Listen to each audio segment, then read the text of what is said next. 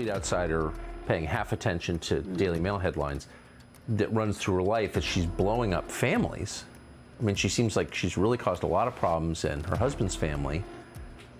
Clearly, she's gone after your family. You've probably seen the glossy headlines, the fairy tale romance, the royal wedding, the flawless image of Meghan Markle, the woman who seemed to go from Hollywood outsider to Duchess with a smile. But what if I told you that smile has been hiding something far darker than anyone imagined? What if behind the designer dresses and carefully curated Instagram posts, there was a blueprint, a calculated scheme designed to manipulate not just a prince, but an entire country? Hold that thought, because what you're about to hear could completely upend everything you thought you knew about Meghan Markle. The half-sister's daughter is. And so, with Ashley, the guidance at the time was to not have her come to our wedding. Wow. Firstly, yeah, wow, what a porky pie. When that happened... It starts with Samantha Markle, Meghan's half-sister, who until now had been dismissed by many as bitter or irrelevant. But Samantha isn't whispering anymore. She's shouting, and her words are cutting through the glossy royal facade like a knife. In a live interview that even seasoned journalists described as jaw-dropping, Samantha opened with a chilling claim. The Meghan you think you know never existed. She painted a portrait of Meghan as a chameleon, a woman who could change her accent, her personality, her entire vibe depending on who was in the room. According to Samantha, this wasn't just about charm, it was about strategy, mirroring powerful people, studying them, and slowly positioning herself at the center of their worlds. Samantha suggested this wasn't a woman shaped by hardship, as Meghan herself has often claimed, but a woman shaped by raw ambition, a relentless desire to rise no matter the cost. And this is where it gets truly unsettling. No, we were kind of puzzled when both sides of the family were kept away from the royal wedding, and we started wondering, what's up with this? Like, why? And we started to realize, aha, when you have a wedding and people start drinking champagne at the reception, they start talking. Samantha boldly alleged that Meghan didn't even carry her own children, claiming both of Meghan's pregnancies were performed by surrogates, while Meghan staged a 9-month act for cameras worldwide. Loose-fitting clothing, oddly positioned bumps, suspiciously timed public appearances. According to Samantha, it was all a carefully staged production designed to control a global narrative. The internet, of course, exploded as soon as these allegations aired. Hashtags like #SurrogateGate and #FakeBump began trending within hours. And here's the kicker, this wasn't some random internet conspiracy theory. These allegations were now coming from family, from someone who claims to have watched the performance unfold from the inside. But that's not even the craziest part. Samantha didn't stop at surrogacy. She said Meghan never married Harry for love. She married the opportunity. Samantha claimed Meghan had studied the royal family obsessively, even long before meeting Harry, and that she deliberately set her sights on the most vulnerable prince. According to Samantha, Harry was seen not as a partner, but as a project. A broken man who could be molded into the perfect brand partner for Meghan's rise. And that perfect love story we all watched unfold? Samantha described it as a carefully staged performance, complete with political angles, staged photos, and royal tears. I just recently found out, it's really sad because Ashley and I were on talking terms. We were, I thought, bonding after not speaking for a while, even though we did speak. I wanted my kids to be raised with their grandparents because I didn't trust babysitters. And yet, despite these damning claims, millions of people around the world continued to see Meghan as the misunderstood Duchess, a victim of a cruel institution and a merciless press. But Samantha's revelations raise a chilling question. What if the entire story we've been sold was itself a fabrication? What if the palace drama, the estrangements, the sympathetic interviews, what if all of it was part of a long-term strategy? And here's where it gets even darker, because Samantha wasn't just telling tales. She described how Meghan's entire rags to riches narrative was fiction, too. Meghan didn't claw her way up from hardship, Samantha claimed. Their father paid for private schools, college tuition, acting lessons, all of it. There was no struggle. But Meghan erased all of that to appear as the survivor, the hero of her own carefully curated story. You probably think this is where the story ends. You're wrong. The motive be for keeping both sides of the family away. That's right. The stories would come out. So apparently, according to other journalists, we found out that there were a lot of porky pies probably told to the royals and even to Harry when they met her, and in order to cover up. Samantha's revelations didn't just scratch the surface. They ripped open old wounds and exposed layers of deceit that even the most skeptical critics hadn't anticipated. As her interview continued, she zeroed in on what she described as Meghan's strategy of isolation, keeping both sides of the family away from the royal wedding. Samantha claimed this wasn't an oversight or an unfortunate rift. It was deliberate. According to her, Meghan knew that if family members attended the wedding, secrets would spill. After all, weddings aren't just celebrations. They're reunions where champagne loosens tongues and long-held truths bubble to the surface. Samantha suggested that Meghan didn't want any part of that. Instead, she orchestrated a spectacle designed to appear picture-perfect but carefully controlled every detail to prevent anyone from revealing the cracks. But why would Meghan go to such extremes? Samantha's answer was chilling in its simplicity: to preserve the narrative. In Hollywood, and in royalty, narrative is everything. Samantha alleged that Meghan carefully crafted an image of a woman abandoned by her dysfunctional family, a woman who had risen above adversity to find love with a prince. She claimed Meghan was acutely aware that this image was not just emotionally powerful, it was commercially valuable. What happens next will shock you, Samantha warned. But first, you need to understand the lengths she went to in order to protect that image. Chair Sam, and you were going through, and you admit it, you were going through a very difficult divorce, but you always knew that your daughter was safe with her paternal grandparents. And that was the priority. So to weaponize something so sensitive against me to lie is crazy. But here's Samantha recounted how Meghan allegedly manipulated her relationship with their father, Thomas Markle. Publicly, Meghan presented herself as a loving daughter betrayed by an indiscreet parent. Privately, Samantha claimed, Meghan pushed her father out of her life long before the wedding, using him as a convenient scapegoat whenever public sympathy was needed. It didn't stop there. Samantha pointed to Meghan's relationship with her niece, Ashley, as further evidence of this manipulation. At the time of the royal wedding, Meghan allegedly instructed her team to keep Ashley away, not because of royal protocol, but because of what Ashley might reveal. Samantha claimed this was a pattern. Anyone who knew the truth was kept at a distance, discarded if they no longer served the narrative. Meghan's life, Samantha said, wasn't filled with toxic relatives as she suggested in interviews. It was filled with people who knew too much. And every time Meghan rose higher in status, more of those people were cut off, erased from her carefully curated story. Hold up, this is where it gets insane. Samantha didn't just accuse Meghan of rewriting her family history, she suggested Meghan weaponized her entire public image for profit. She alleged that Meghan's lifestyle brand, her Spotify podcast, even her Netflix docuseries were all extensions of this strategy. According to Samantha, every tearful interview, every speech about trauma or resilience was calculated, not just for sympathy, but for money and influence. She claimed Meghan had perfected the art of creating empathy triggers, phrases and narratives that immediately positioned her as the victim, no matter the facts. My daughter seemingly was holding a grudge and feeling like I was the reason she couldn't come to the wedding. Yeah, well, it's as if Meghan is now trying to turn your own daughter against you. Right. And sadly, my daughter went on and had her own life as I'd always wanted.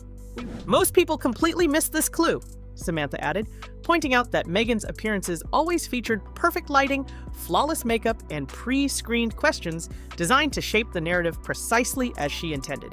And just when viewers thought they'd heard the worst, Samantha dropped another bombshell.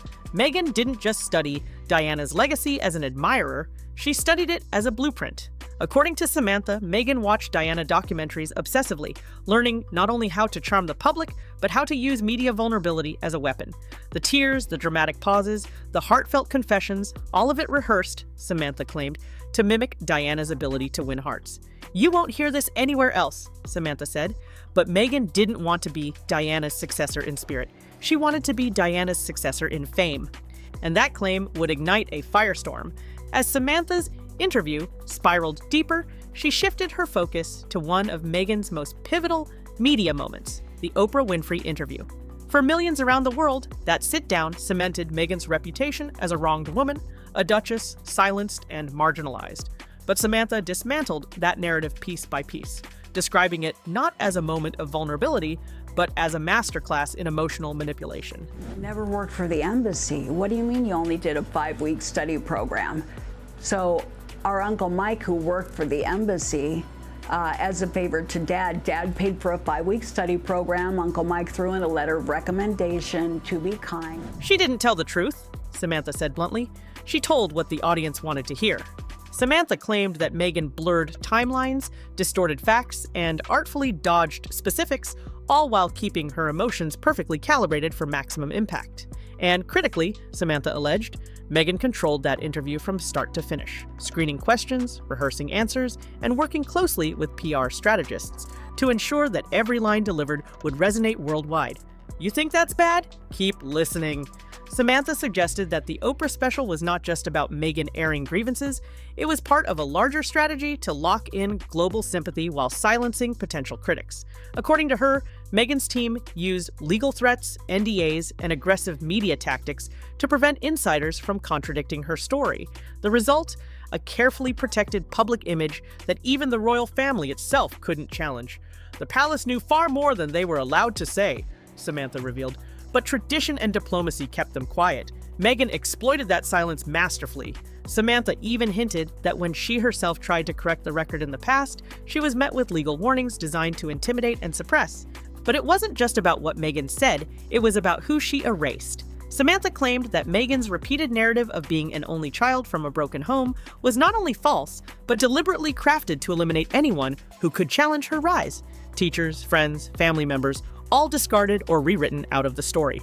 And by the way, what you're saying is completely correct, Samantha, because I've spoken to lots of my own royal sources as well, and they were always very clear. They never told Meghan who to invite to her own wedding. She had full control over that. But what she wants to do is blame the courtiers so she doesn't have to. According to Samantha, Meghan didn't just want to marry into the royal family, she wanted to reinvent herself entirely, purging her past to appear as a lone, self-made survivor. Only insiders knew about this connection, Samantha warned, referencing the carefully staged photographs of Meghan visiting charity organizations and engaging in humanitarian causes. Samantha alleged these acts were less about genuine concern and more about creating powerful images to reinforce her brand as a relatable, empathetic duchess. And then came the most personal accusation yet, Meghan's relationship with Harry himself. Samantha claimed that Meghan identified Harry's trauma over Diana's death as the key vulnerability that would allow her to cement control.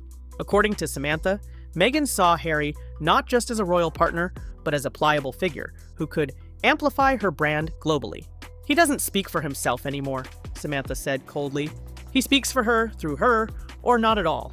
She described Harry's gradual decline, from a strong, independent royal to a man estranged from his family, stripped of military titles and seemingly lost, suggesting Meghan engineered this transformation to isolate him from the people who might pull him back.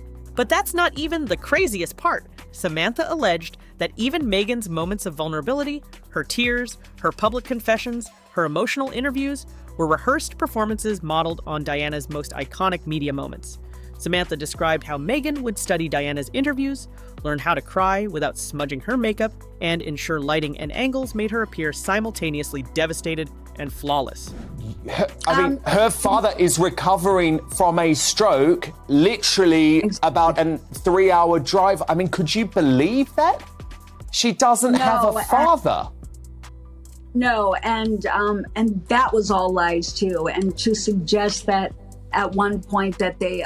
This seemingly random event connects to everything, Samantha said, suggesting that Meghan's entire public persona was an imitation, a glossy, media-friendly copy of Diana's authentic vulnerability, engineered to captivate audiences while shielding the truth. By this point in the interview, even longtime Meghan supporters began expressing doubt. The pattern Samantha described, broken relationships, strategic isolation, repeated victim narratives, was too consistent to ignore. And as hashtags trended and old footage resurfaced online, a chilling realization began to spread. If even half of what Samantha said was true, Meghan's entire public image wasn't just a brand. It was a brilliantly executed performance, and millions had bought it.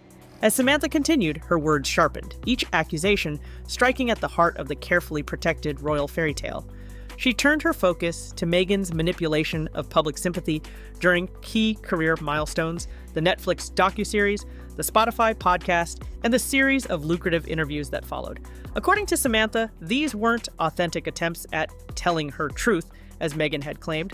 They were commercial products, extensions of a formula that Meghan had perfected over time.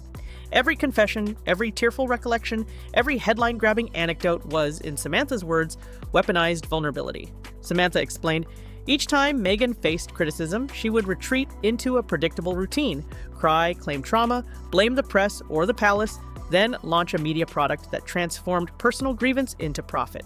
And this pattern didn't just shape Meghan's media ventures. Samantha claimed it dictated how Meghan engaged with every relationship around her. Friends, family, former colleagues. According to Samantha, they were treated as props or obstacles depending on what served the narrative at the time. Can I do that from Florida when he's in Rosarito, Mexico? I don't have telekinesis. Yeah, because they're trying to say, just to clarify, Samantha, for people who haven't watched the horrible Boar Fest, Meghan tried to claim that someone had intercepted her father's phone, presumably you, and that you were... One of the most striking examples Samantha shared was how Meghan allegedly manipulated her own niece's exclusion from the royal wedding. While the public was told this was due to royal protocol, Samantha claimed it was a cold, calculated move designed to erase yet another potential source of inconvenient truths. Remember this detail? Samantha warned viewers. It becomes crucial later when you realize how often Meghan excluded people who knew too much. The stakes escalated further when Samantha detailed how Meghan's narrative engineering didn't stop with family. It extended into the very heart of her relationship with Harry and the royal institution itself. Samantha alleged that Meghan positioned herself as a victim trapped inside an archaic, racist, and unsympathetic monarchy, while in reality, she exercised far more control than the public realized. According to Samantha, Meghan had full control over her wedding guest list, her staff, and even her media strategy, but when it suited her narrative, she blamed the palace for restricting her choices. Millions of fans have no idea that Meghan's story was never constrained by the palace, Samantha said. She had free reign, but she chose to play the victim because the victim narrative sells. That's not even the craziest part. Samantha claimed that Meghan didn't just isolate herself from the royal family and her own relatives, she worked actively to isolate Harry as well. According to Samantha, Meghan encouraged Harry to view his own family with suspicion, systematically driving a wedge between Harry and his brother, his father, and even his beloved grandmother. Samantha described this process as almost surgical, cutting Harry off from each source of emotional support until he was left entirely reliant on Meghan herself. The man who had once served with distinction in the military, represented his grandmother at global events, and carried the weight of royal duty with pride, was now, according to Samantha, a shadow of his former self. What happens next will shock you, Samantha promised, because even as Meghan claimed she needed saving from the royal institution, it was Harry who ended up needing saving from her. And in one final bombshell before the end of the interview's second act, Samantha alleged that Meghan's entire narrative of isolation and mistreatment was designed to set up future commercial opportunities. Watched the series? Has Thomas watched so far? Because this must be incredibly hurtful to him. No, we briefed him, but I didn't want him to watch because, like everything, it's lie upon lie upon lie. And he's been through so much, 2 heart attacks and a stroke. And she... According to her, Meghan's goal was always to turn public sympathy into a brand, a global media empire centered on her personal story of struggle and triumph. Samantha claimed this wasn't about telling the truth or raising awareness. It was about control. Control over the narrative, control over Harry, and ultimately, control over an empire built on carefully crafted victimhood. But the most shocking revelations were still to come. The fallout from Samantha Markle's explosive interview was immediate and relentless. Within hours, major media outlets around the world picked up her claims.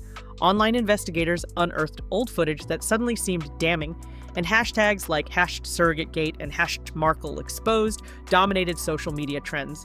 Even Meghan's most loyal supporters found themselves pausing, questioning, and revisiting moments they had once dismissed. The perfectly curated Montecito image, the empathetic Duchess clutching Harry's hand as they spoke of trauma and injustice. Viewers began to see these scenes through a darker lens. Could it all have been performance? Samantha's allegations didn't just target Meghan's reputation, they struck at the very heart of her relationship with Harry. Samantha claimed that Harry's gradual transformation was no coincidence. His estrangement from family, loss of military titles, withdrawal from public duties, it was, she alleged, all part of Meghan's strategy to consolidate control over him.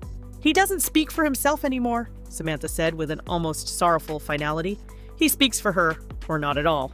That statement alone fueled days of analysis from royal commentators and body language experts who dissected Harry and Meghan's every public appearance for signs of imbalance, manipulation, and control. The prince who once embodied stoic duty and camaraderie now appeared to some as withdrawn and diminished, a man whose identity was subsumed into Meghan's narrative machine. And as public sentiment shifted, cracks in Meghan's empire began to show. Former staffers who had remained silent for years hinted they might speak out. Media figures who once praised Meghan's candor began to question inconsistencies in her accounts. Even some of Meghan's celebrity allies noticeably pulled back, offering carefully worded statements or remaining conspicuously quiet as the storm unfolded.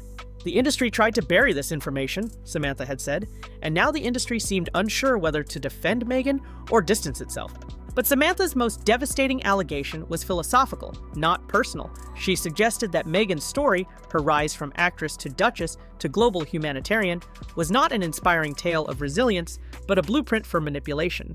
According to Samantha, Meghan had discovered the formula for turning personal grievance into commercial success: claim victimhood, control the narrative, monetize the sympathy, repeat. And this, Samantha warned, was bigger than Meghan alone. She argued that Meghan's playbook reflected a broader shift in celebrity culture itself, a culture where authenticity is staged, vulnerability is rehearsed, and personal struggles are transformed into profitable brands. In a world where social media rewards outrage and clicks drive narratives, Samantha's interview forced viewers to ask hard questions. Had we all been complicit? Had we bought into the curated image too willingly? Were the lines between sincerity and performance so blurred that even the most skeptical audiences couldn't tell the difference anymore? And if Samantha was right, if Meghan's tears, interviews, and philanthropy were all part of a long-term strategy, what does that say about the future of fame itself? As the interview drew to a close, Samantha delivered one final line, a statement that seemed less like a parting shot and more like a prophecy. She fooled the world, but not forever. That sentence echoed across platforms, used in headlines, memes, and commentary as audiences debated what this moment meant, not just for Meghan Markle, but for the very way we consume celebrity narratives.